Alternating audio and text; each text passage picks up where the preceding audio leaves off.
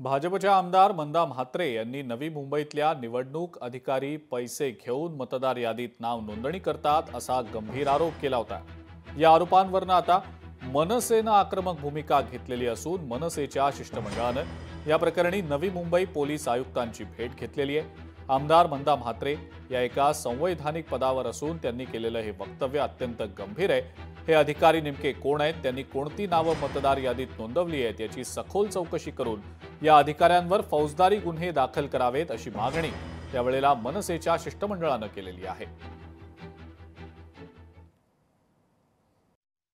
बेलापूर विधानसभेच्या आमदार मंदाताई म्हात्रे यांनी थेट विधान केलं होतं की नवी मुंबईमध्ये निवडणूक आयोगाचे अनेक अधिकारी हे पैसे घेऊन नाव नोंदणी करतात।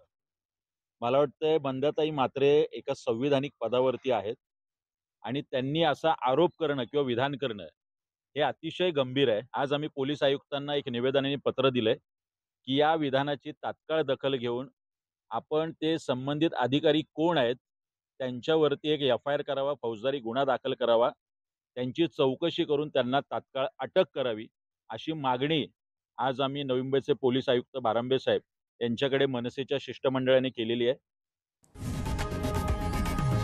लोकशाही मराठी ऐका, पहा, जागरूक रहा।